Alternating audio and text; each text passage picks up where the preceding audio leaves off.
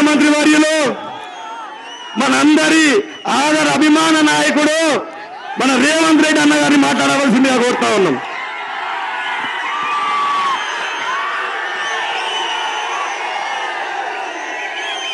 జై కాంగ్రెస్, జై జై కాంగ్రెస్.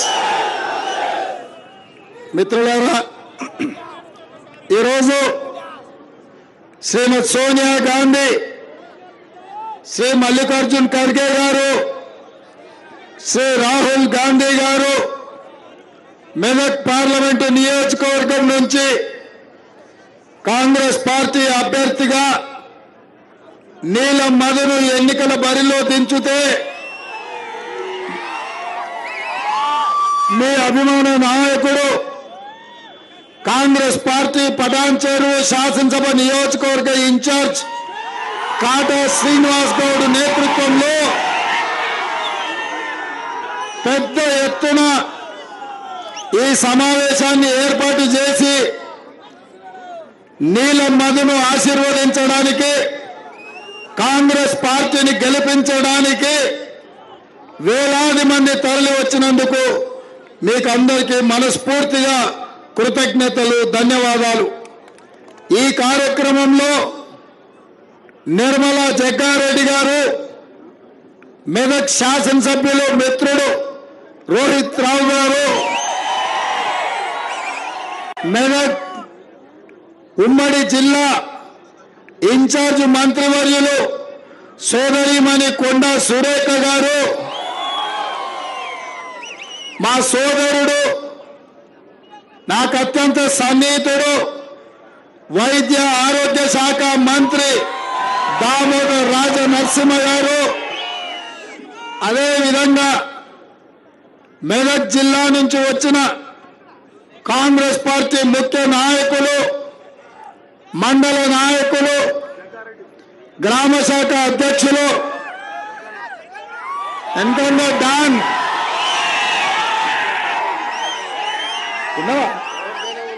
చూడలేదు,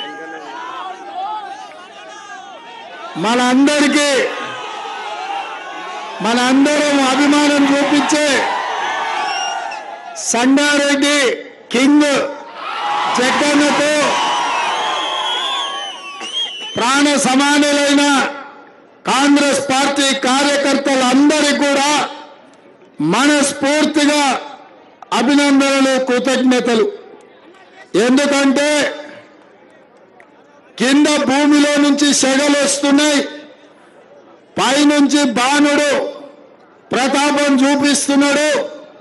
ఎర్రటెండ ఉన్నా వేలాది మంది ఇక్కడ నిలబడి ఇంత గొప్ప కార్యక్రమాన్ని ఏర్పాటు చేసినాక మీ అందరినీ చూసిన తర్వాత పటాన్చెరు శాసనసభ నియోజకవర్గం నుంచి నీలం మధుకు తప్పకుండా 50,000 ఓట్ల మెజారిటీ ఇచ్చి, అక్కడ ఇక్కడ ఎక్కువ తక్కువైనా ఏదైనా తుట్టైనా పటాన్చెరు నుంచి పూర్తి స్థాయిలో 50,000 మెజారిటీ ఇస్తారని నాకు సంపూర్ణమైన నమ్మకం వచ్చింది. నేను ఈ వేదిక మీద నుంచి నీలం మధుకు, కాటా శ్రీనివాస్ కి సూచన చేస్తున్నా, మీ ఇద్దరు జోడెద్దుల్లాగా, రామ లక్ష్మణులాగా కలిసి పని చేయండి. నేను మా దామన్న మీ రాజకీయ భవిష్యత్తును, మీ అవకాశాలను చక్కదిద్దే బాధ్యత మేము తీసుకుంటాం. చిన్న చిన్న అంశాలు ఏమన్నా ఉన్నా పక్కన పెట్టాలి. ఇవాళ దేశం ఒక సంక్లిష్టమైన పరిస్థితిని ఎదుర్కొంటున్నది. 17 సార్లు లోక్సభ ఎన్నికలు జరిగితే రాజకీయ పార్టీలు ఆనాడు సంక్షేమము, అభివృద్ధి ఎజెండాగా, పేదరిక నిర్మూలన, పారిశ్రామిక అభివృద్ధి ఎజెండాగా ఎన్నికలు జరిగినాయి. కానీ మొదటిసారి 18వ లోక్సభ ఎన్నికలు ఈరోజు సంక్షేమ అభివృద్ధి ప్రాతిపదికన జరగట్లేదు. రాజ్యాంగాన్ని మార్చాలని, రిజర్వేషన్లను రద్దు చేయాలనే ప్రాతిపదికన ఈ ఎన్నికలు జరుగుతున్నాయి. అందుకే మా ఎస్సీ ఎస్టీ బీసీ మైనారిటీ సోదరులను నేను విజ్ఞప్తి చేయదలుచుకున్నా. ఆనాడు డాక్టర్ బాబాసాహెబ్ అంబేద్కర్ మనకు ప్రసాదించిన రాజ్యాంగం ద్వారా వచ్చిన రిజర్వేషన్లను, కల్పించిన మానవ హక్కులను, సమానమైన అవకాశాలను ఇవాళ భారతీయ జనతా పార్టీ బీజేపీ ఇవాళ రద్దు చేయాలని కుట్ర చేస్తున్నది. ఇదే కాదు, మతాల మధ్యన, భాషల మధ్యన, ప్రాంతాల మధ్యన, మనుషుల మధ్యన, మన మధ్యన చిచ్చు పెట్టి మనం కత్తులతోని పొడుచుకునే ప్రణాళికలు బీజేపీ రచిస్తుంది. ఇది ఏమాత్రం కూడా మన ప్రాంతానికి మంచిది కాదు. ఇవాళ పెద్దలు దామోదర్ రాజనరసింహయ్య చెప్పినట్టు ఆనాటి మెదక్ పార్లమెంటు నుంచి శ్రీమతి ఇందిరాగాంధీ గారు ప్రాతినిధ్యం వహించి ఈ దేశ ప్రధానమంత్రిగా ఈ ప్రాంతంలో పటాన్చెరు పారిశ్రామిక వాడను, బిహెచ్ఎల్, బీడీఎల్, అదేవిధంగా ఇక్కడ ఉండే ఆర్డినెన్స్ ఫ్యాక్టరీలు, ఇక్రిసాట్ సంస్థలు, ఈ ప్రాంతంలో వేలాది చిన్నవి పెద్దవి పరిశ్రమలు వచ్చి దేశంలో నలుమూలల నుంచి, విదేశాల నుంచి, బీహార్, ఉత్తరప్రదేశ్, రాజస్థాన్ లాంటి ప్రాంతాల నుంచి కూడా వేలాది మంది ఇక్కడికి వచ్చి ఉద్యోగ ఉపాధి అవకాశాలు పొందుతుంటే మా మెదక్ జిల్లా ప్రజలు, మా పటాన్చెరు సోదరులు అక్కున చేర్చుకొని కడుపులో పెట్టుకొని చూసుకున్నారు. ఇవాళ ఈ పటాన్చెరు ప్రాంతం ఒక మినీ ఇండియా. భారతదేశంలో ఎన్ని భాషలు ఉన్నాయో, ఎన్ని కులాలు ఉన్నాయో, ఎన్ని మతాలు ఉన్నాయో ఇవాళ పటాన్చెరులో ఎత్తుకుతే ప్రతి ఒక్కరు దొరుకుతారు. కానీ కులాలకు, మతాలకు, ప్రాంతాలకు, భాషలకు అతీతంగా సోదరులలాగా కలిసిమెలిసి ఉండి దేశానికే ఉత్పత్తిని అందించే పారిశ్రామిక వాడగా ఇవాళ పటాన్చెరుకు పేరు వచ్చింది. మా మిత్రుడు శ్రీనివాస్, ఇక్కడ మౌలిక వసతులు లేవు, మిషన్ భగీరథలో తాగడానికి నీళ్లు రాలేదు, కొత్త కాలనీలు, కొత్త ప్రాంతాలు వస్తున్నాయి. ప్రత్యేకమైన ప్రేమ చూపించి ఈ ప్రాంతాన్ని అభివృద్ధి చేయాలని శ్రీనివాస్ అంటున్నాడు. కానీ నేను మా కార్యకర్తలకు మాట చెప్పదలుచుకున్నా. మొన్న శ్రీనివాస్ని ఎమ్మెల్యేగా గెలిపించుంటే ఈ బాధలు తప్పేటివి, ఈ ప్రాంతానికి నిధుల వరద పారేది. కానీ మన ప్రత్యేకమైన పరిస్థితుల్లో అది జరగకపోయినా కాంగ్రెస్ పార్టీ పక్షాన పటాన్చెరు ఎమ్మెల్యే అంటే కాట శ్రీనివాస్ గౌడే అని నేను చెప్పదలుచుకున్నా. కానీ ఇవాళ చట్టసభల్లో మీ సమస్యలు మాట్లాడాలన్నా, కేంద్ర ప్రభుత్వం నుంచి నిధులు తేవాలన్నా, మీ ప్రాంతానికి గోదావరి జలాలు రావాలన్నా, మీ ప్రాంతానికి మెట్రో రైళ్లు తేవాలన్నా ఢిల్లీలో కూడా మనం పని చేయాల్సిన అవసరం ఉంది. ఇదే కాదు, మా మాదిగ సోదరుల ఏబిసిడి వర్గీకరణ కేసు సుప్రీంకోర్టులో ఉన్నది. దాన్ని ప్రత్యేకంగా పెద్దలు దామోదర్ రాజు నరసింహ గారు పర్యవేక్షిస్తున్నారు. మరి ఆ వర్గీకరణకు సంబంధించి ఢిల్లీలో ఉరుకు అని అంటే ఉరకనికే మనకు నీళ్ల మధు ఢిల్లీలో ఉండాలి. ఇదే కాదు, మా ముదిరాజ్ సోదరులు బీసీ డి గ్రూప్ నుంచి బీసీ ఏ గ్రూప్ లోకి మారాలన్నా ఆ కేసు కూడా సుప్రీంకోర్టులో ఉంది. మరి న్యాయవాదుల దగ్గరికి పోవాలన్నా, సుప్రీంకోర్టులో బలమైన వాదన వినిపించాలన్నా నీల మధు ఢిల్లీలో ఉండాల్సిన అవసరం ఉన్నది మిత్రులారా.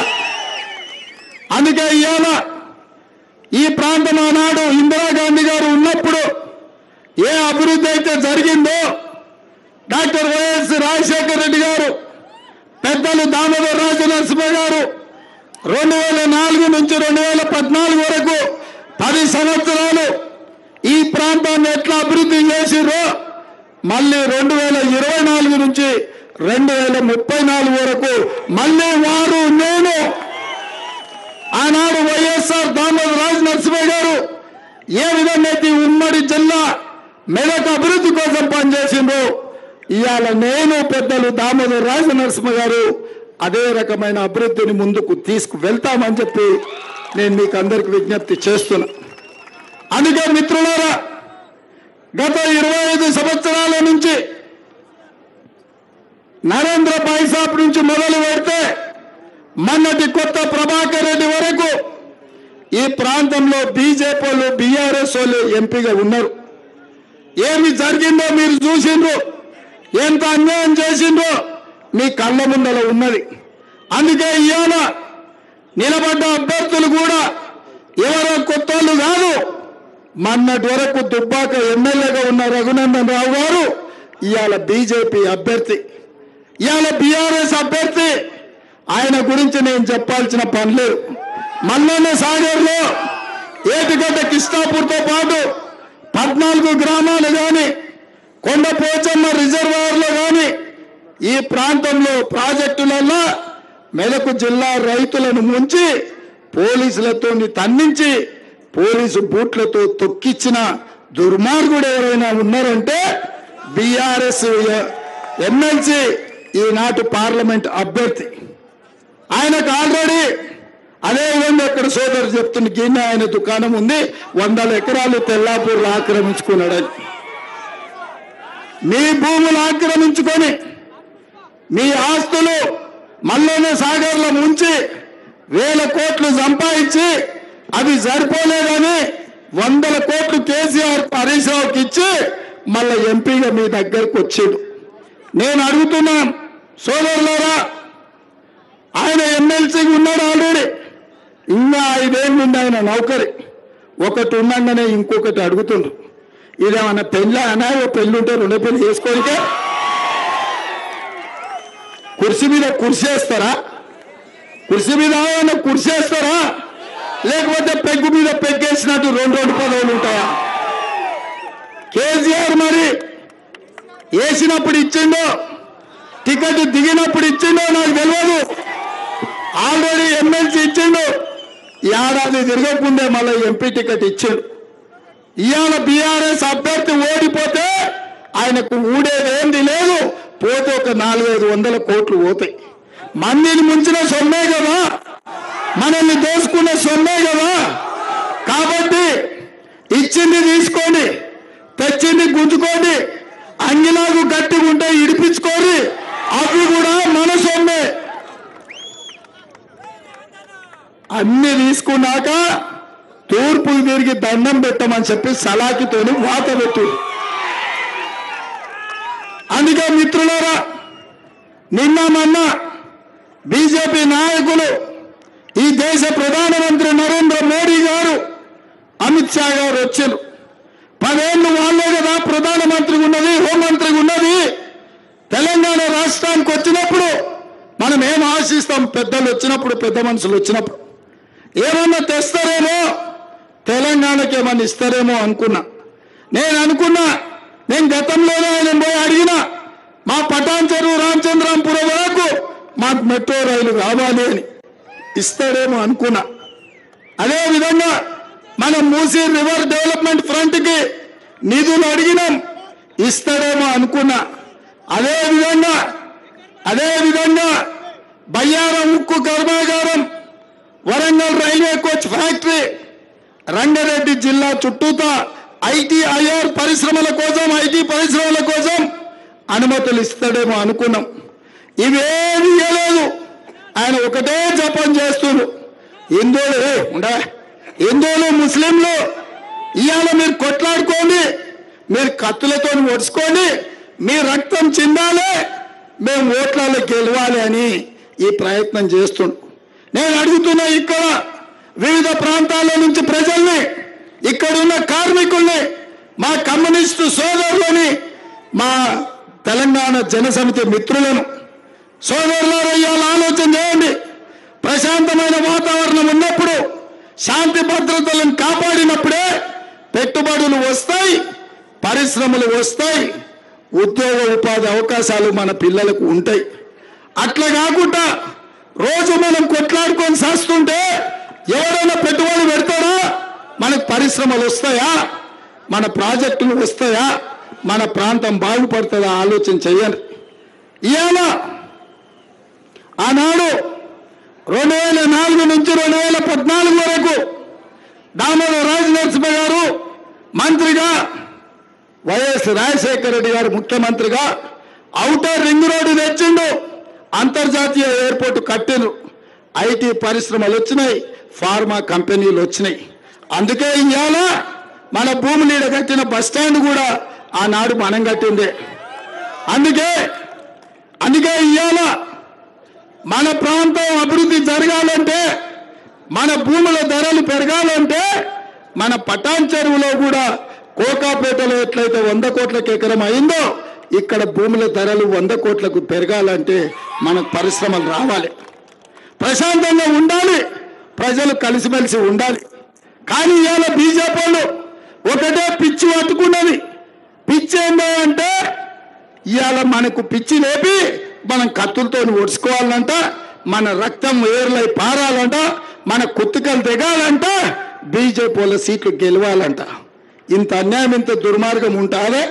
10 ఏళ్ళు ప్రధానమంత్రిగా ఉన్న మోడీ గారు తెలంగాణకి ఏమిచ్చిండో చెప్పమనుంది, ఇప్పుడు ఏం తెచ్చిండో చూపియమనుంది. ఏమిచ్చిండు? మరి గాడిద గుడ్డిచ్చిన వాళ్ళకు కర్రు కాల్చి వాత పెట్టాలి. అందుకే ఇవాళ చేసింది లేదు, చెప్పుకోనికే లేదు, తెచ్చింది లేదు, ఇచ్చింది లేదు. ఓ పెద్ద గాడిద గుడ్డు మనకిచ్చి ఇవాళ మన ఓట్లు కొల్లగొట్టాలనుకుంటారు.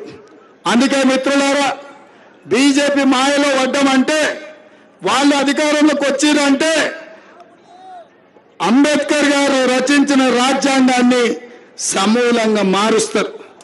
ఎస్సీ ఎస్టీ బీసీ మైనారిటీలకు ఇచ్చిన రిజర్వేషన్లు రద్దు చేస్తారు. ఇక ఇప్పుడు మీరు ఆలోచన చేయండి, ఏమి ఇవ్వకపోయినా పర్వాలేదు, కానీ తరతరాలుగా మనకు ఎస్సీ ఎస్టీ బీసీ రిజర్వేషన్లతోని మన పిల్లలు డాక్టర్లు, లాయర్లు, ఇంజనీర్లు, ఐఏఎస్లు, ఐపీఎస్లు అవ్వడమే కాదు, దామన్న లాంటి వాళ్ళు ఇవాళ ఎమ్మెల్యేలుగా, మంత్రులుగా, ఇవాళ ఒక బలహీన వర్గాల బిడ్డ నీల మధును ఇవాళ మెదక్ పార్లమెంట్ టికెట్ ఇచ్చినాం. కాట శ్రీనివాస్ గౌడ్ను ఇవాళ ఎమ్మెల్యే టికెట్ ఇచ్చినాం. అక్క సోదరిమని కొన్న సురేఖమ్మను మంత్రిని చేసినాం. మా ఒడ్డెర సోదరుడు జర్రిపేట జైపాలీడు ఉన్నాడు, ఆయనను కూడా మా ఒడ్డెర సోదరుణ్ణి కార్పొరేషన్ చైర్మన్ చేసినాం.